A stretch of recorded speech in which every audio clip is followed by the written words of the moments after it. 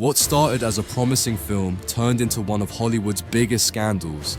Blake Lively and Justin Baldoni's explosive legal battle reveals shocking allegations, secret smear campaigns, and a surprising twist involving Taylor Swift.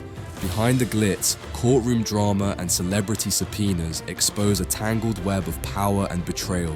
This story is far darker than anyone expected. Chapter 1. The love story that Hollywood tried to bury.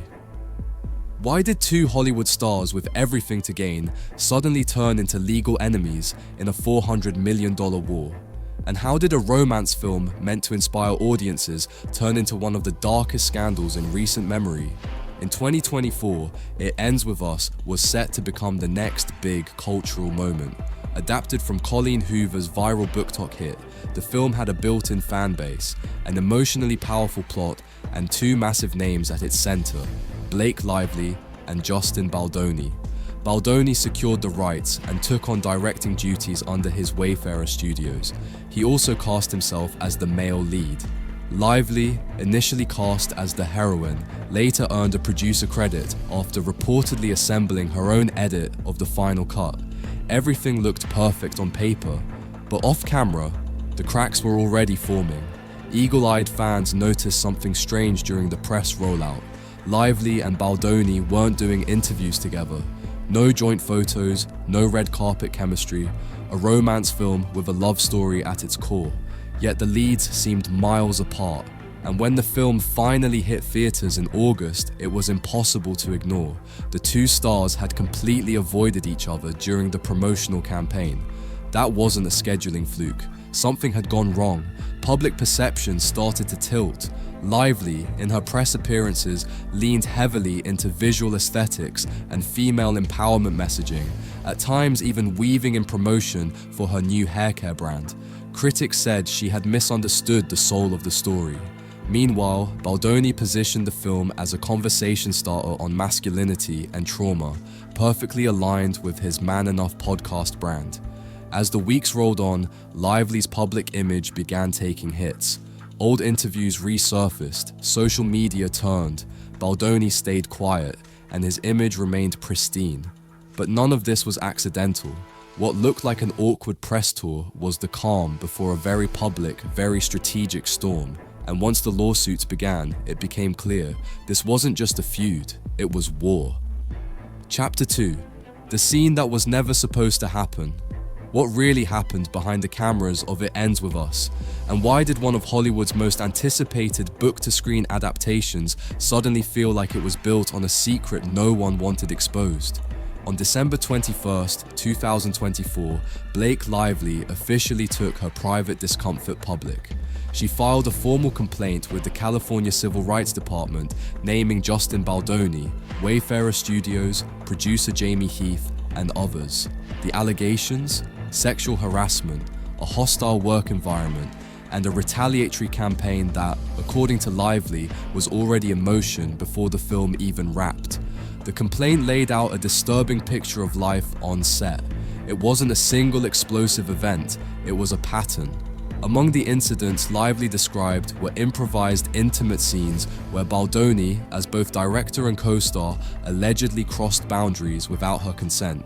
In one instance, Heath, also a producer, allegedly showed her a nude photo of his wife and made deeply personal disclosures that left Lively shaken. But the most invasive moments happened off camera. Lively claimed that both Baldoni and Heath entered her trailer without warning, including moments when she was changing or breastfeeding. Alone, vulnerable, and unprepared. Everything reached a breaking point in January 2024. Midway through production, Lively called for an emergency all-hands meeting with high-level executives. She reportedly told them she would not return to set unless conditions changed. That meeting resulted in a 30-point improvement plan. It wasn't just about conduct, it was a roadmap for boundaries. No more unauthorized visits to her space, no more invasive questions, no more interference with her team. Wayfarer brought in an intimacy coordinator, and only then did Lively agree to finish the film. But here's the twist. Lively didn't just return to work, She took control. She created her own cut of the movie, a version Sony and Wayfarer eventually approved, earning her an official producer credit. Yet behind the scenes, something else was happening. Whispers suggest Baldoni and his team were already preparing a PR defense, quietly planning for the day these allegations would become public. And what they came up with next would spark a legal war that would pull in major celebrities, headlines, and even Deadpool. Chapter 3. This is where the real story was written, in secrets and strategy. What if the headlines we scroll past every day weren't just reactions, but weapons? What if the viral opinions flooding social feeds were planted, deliberately and with precision? As Blake Lively prepared to speak up, Justin Baldoni was already preparing for battle. Behind closed doors, a different kind of script was being written, one that had nothing to do with Colleen Hoover's novel and everything to do with control. Baldoni brought in Melissa Nathan, a crisis PR strategist with a reputation for fixing high-stakes celebrity scandals. Nathan had worked with some of Hollywood's most controversial figures and knew how to craft narratives that could overshadow even the harshest accusations. According to legal filings, Nathan drafted a detailed scenario planning document. The objective: protect Baldoni's public image and quietly dismantle Lively's credibility. One of the most explosive details? Nathan's alleged collaboration with her sister, a journalist at a major tabloid. Together, they reportedly coordinated stories, some of which began appearing with uncanny timing and tone. Text messages included in court documents revealed that other PR professionals involved praised these stories as brilliant and effective. The tone of the articles was unmistakable. Lively was portrayed as vain, difficult, or emotionally unstable, and it didn't stop there. Lively's legal team claims Baldoni hired a Texas-based contractor named Jed Wallace. His job? Create viral content that looked like grassroots commentary, Reddit threads, TikTok posts, influencer rants, but was actually manufactured messaging crafted behind the scenes. A digital team was also deployed to monitor online sentiment and push anti-Lively narratives in real time. Soon, online sentiment turned harsh. Suddenly, people were questioning Lively's professionalism, her tone, even her body language in interviews. It wasn't just organic backlash, it was too synchronized, too calculated. This isn't speculation, it became a key argument in Lively's case. That retaliation wasn't just whispered in back offices, it was weaponized in public. And the fallout was already warping her reputation in ways she could measure, headline by headline. And just when it seemed like things couldn't get messier, a Marvel blockbuster and a pop megastar were about to be pulled into the crossfire. Chapter 4. The legal firestorm no one saw coming. How does a film about love and healing explode into a $650 million courtroom crossfire involving Marvel stars, crisis PR strategists, and a pop superstar? Let's connect the dots. After Blake Lively's complaint and a damning expose from a major national outlet, Justin Baldoni didn't stay silent. Instead, he struck back with legal firepower. First came a $250 million defamation suit against the newspaper that published the story. Then came the nuclear option, a $400 million countersuit aimed directly at Lively, her husband Ryan Reynolds, and their longtime publicist Leslie Sloan. Baldoni's legal team argued that the allegations were orchestrated for one purpose: to sabotage his career and seize creative control over It Ends With Us. The claims suggested a Hollywood coup disguised as a harassment complaint. But on June 9th, 2025, the legal tables turned. A federal judge dismissed Baldoni's lawsuits in a sweeping ruling. Most of his claims were thrown out as lacking legal merit or falling under protected speech. Only 4 out of 7 claims were granted the option to be amended and refiled, but the clock was ticking. The deadline? June 23rd. Lively's legal team called the dismissal a total victory, not just for their client, but as a broader statement against retaliatory lawsuits. They alleged the entire suit was meant to intimidate and discredit Lively, a tactic meant to make other women think twice before coming forward. In her own words, Lively posted a powerful statement online. She highlighted how many victims don't have the privilege or resources to defend themselves, even when justice is on their side. She linked to support groups and spoke about the weight of silence, how shame is manufactured to keep people quiet. Still, Baldoni's attorney insisted the case wasn't over. They promised new evidence and refined arguments, and with that promise, another twist emerged. Lively voluntarily withdrew her emotional distress claim, but not because she was backing down. Baldoni's team had requested access to her medical records, something Lively's side argued was invasive and irrelevant. Instead of allowing that, they dropped the specific claim while maintaining the broader harassment and retaliation allegations. According to Lively's team, this move wasn't a retreat, it was strategy.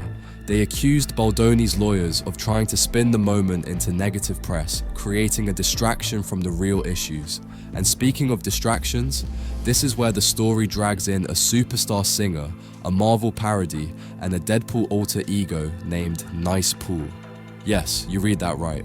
Things are about to get surreal. Chapter 5. The moment celebrity secrets became public. What do a Hollywood harassment scandal, a billion-dollar franchise, and the world's biggest pop star have in common? Apparently, everything. And it all unraveled in the most bizarre, headline-grabbing way. The legal mess between Blake Lively and Justin Baldoni suddenly escalated from serious to surreal when Taylor Swift was pulled into the narrative. A subpoena, court filings, cryptic texts, and all for what started as a film about surviving abuse. Swift, famously close to Lively and godmother to her children, had licensed her song My Tears Ricochet for It Ends With Us. But in Baldoni's legal filings, things took a sharp turn. A text message from Lively used Swift as a metaphorical dragon, implying her protective presence. That single metaphor? It sparked a legal storm. Baldoni's team argued that Swift may have influenced casting and script changes. Swift's camp hit back immediately, calling the claims fabricated and irrelevant. They filed a motion to quash the subpoena, stating that Swift had no creative role in the film, never visited the set, and hadn't even seen it until weeks after release. Lively's team accused Baldoni of dragging Swift into the case to generate tabloid buzz and distract from the real issue, workplace harassment. The media frenzy worked for a while, but in May 2025, after legal and public pressure mounted, the subpoena was quietly withdrawn. But that wasn't the only celebrity twist.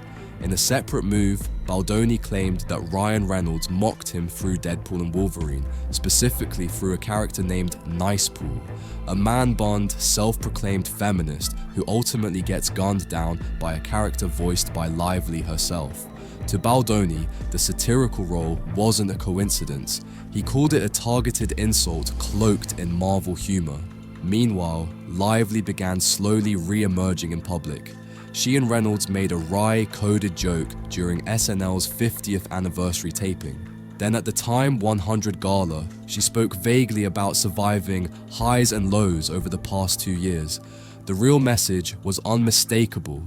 She was speaking to women afraid to come forward, standing for those who couldn't. As the court date looms in March 2026, the stakes keep rising. Careers, reputations, and possibly even the way Hollywood handles misconduct claims may hinge. This Hollywood showdown is far from over, with reputations and careers on the line. As the March 2026 trial approaches, the drama deepens, revealing the high cost of speaking out and the true power struggles behind the scenes. This gripping saga promises to reshape how the industry handles fame, justice, and its darkest conflicts.